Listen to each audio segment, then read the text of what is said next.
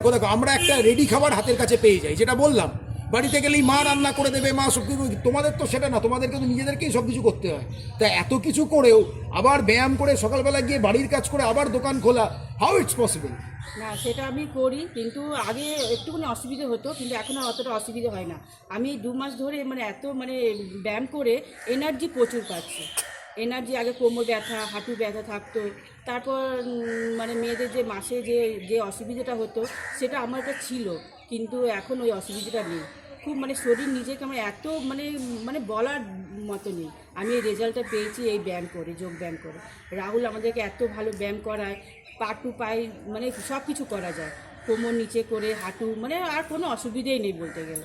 ব্যায়াম করাটা ইচ্ছে থাকলে সব সংসারের কাজ করেও ব্যায়ামটা করা যায়। হ্যাঁ, একদম। এটা আগে এনার্জি ছিল না, আগে না ব্যায়াম করতে যাবো ও বাবা, কিন্তু না, দেখছি না, এখনও ব্যায়াম আগে, তারপর পরে কাজ।